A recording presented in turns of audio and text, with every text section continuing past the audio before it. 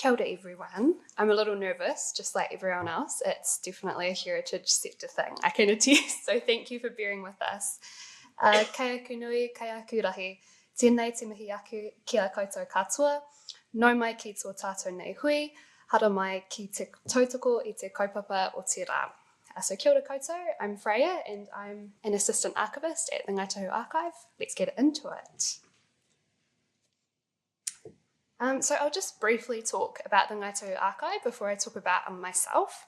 We were established in 1978 and the motivation then was, and remains today, to preserve and protect items of tribal significance and to ensure that Ngāi Tahu whānui have ongoing access to them. So our current home is in Wigram and we have 410 shelf metres of archival material. Kariao is our website that allows anyone to explore the Ngāi Tahu Archive.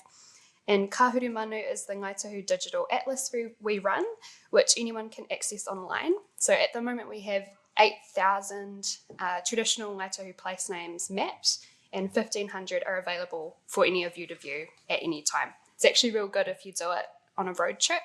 Highly recommend. So with Kariao and Kahuru Manu, we are essentially trying to create a Ngāi Tahu Google.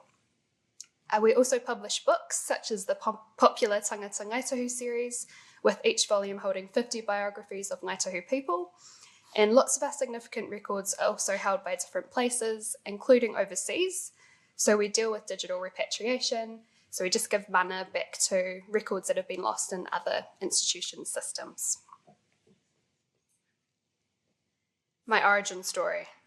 So I didn't necessarily set out to be on the path to becoming an archivist like a lot of us.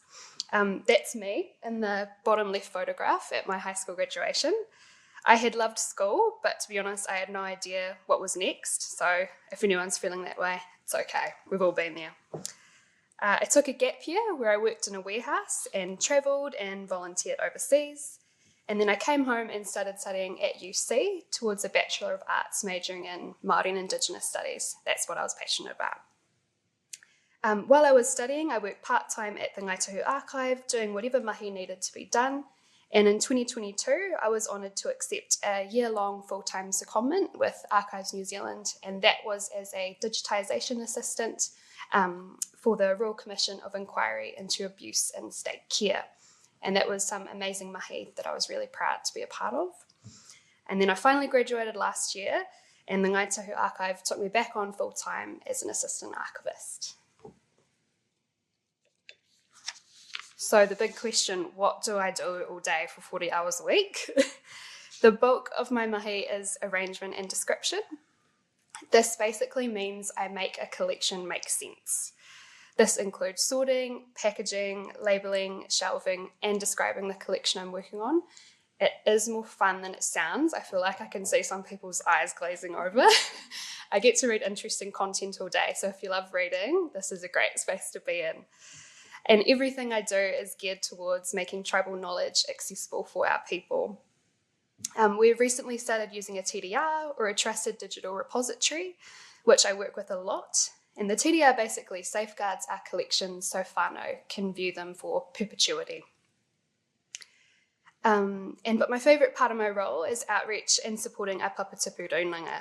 I love that being an assistant archivist in this context can look like heading out to our marae to support them with their collections, or hosting whānau and seeing how happy they are to see their own people represented in our collections.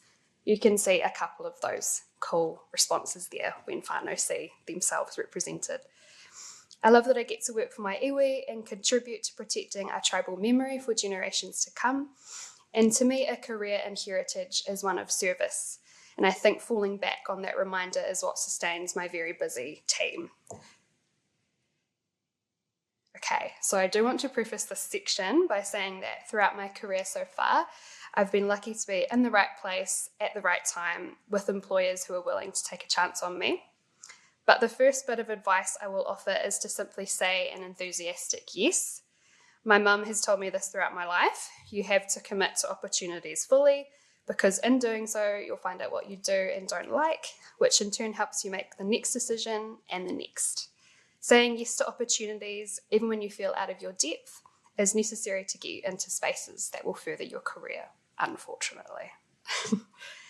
Number 2, focus on building connections, not just getting qualifications. This is a controversial take, I feel, and I still encourage everyone to further their education, and there are some great qualifications that can give you the edge at both universities and polytechnics.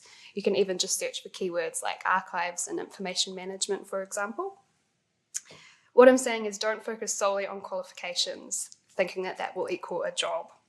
It's just as important, if not more important, to build connections with people in the sector as when you're known to others, opportunities open. You're already doing the right thing by being here, so pat yourself on the back. Keep attending events and just keep trying to build a network of genuine collegial relationships. And finally, number 3, be humble and willing. Heritage careers are for those who want to do meaningful work, and people notice those who are willing to put in the effort and move through the sector, learning from those who have come before them. All right, tēnā koutou everyone. I look forward to any questions you have later.